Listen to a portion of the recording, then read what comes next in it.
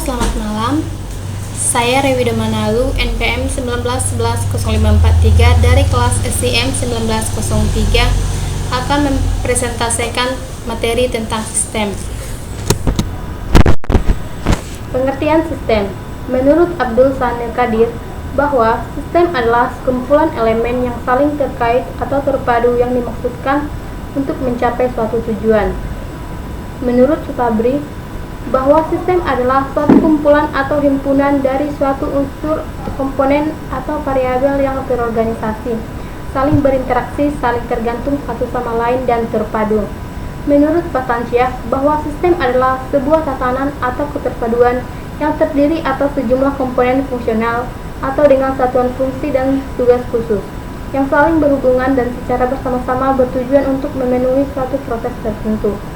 Dari beberapa pengertian di atas, penulis dapat menyimpulkan bahwa sistem merupakan sekumpulan elemen himpunan dari suatu unsur komponen fungsional yang saling berhubungan dan berinteraksi satu sama lain untuk mencapai tujuan yang diharapkan.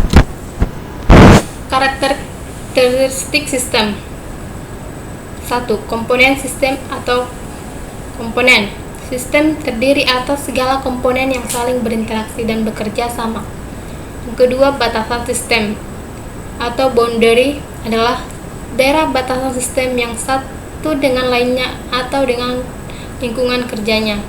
Subsistem adalah bagian dari sistem yang beraktivitas dan berinteraksi satu sama lain demi mencapai tujuan sesuai sasarannya. Lingkungan luar sistem atau environment artinya sistem yang berada di luar batasan yang mana dipengaruhi oleh operasi sistem. Yang selanjutnya, penghubung sistem. Masukan sistem atau input, keluaran sistem atau output, pengolahan sistem atau proses, sasaran sistem atau objek. Elemen sistem. Elemen sistem yaitu 1.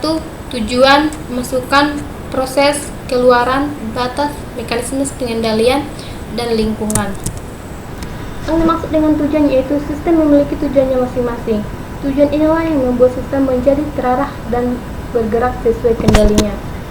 Masukan adalah segala sesuatu yang dimasukkan ke dalam sistem untuk kemudian diproses. Proses adalah bagian atau cara yang ditempuh untuk melakukan perubahan dari masukan atau input menjadi keluaran atau output. Keluaran adalah hasil dari proses yang dilakukan sebelumnya. Batas. Tiap sistem perlu dibatasi dan perlu dipisahkan sesuai tujuannya. Batas ini bisa berbentuk antar satu sistem dengan lainnya ataupun dengan lingkungannya. Mekanisme pengendalian. Mekanisme ini dilakukan dengan memakai umpan balik yang mana digunakan untuk mengendalikan input atau masukan serta proses atau pengolahan input menjadi output. Mekanisme diperlukan supaya sistem berjalan sebagaimana mestinya. Lingkungan adalah segala sesuatu yang berada di luar sistem. Demikianlah presentasi yang bisa saya sampaikan. Sekian dan terima kasih. Selamat malam.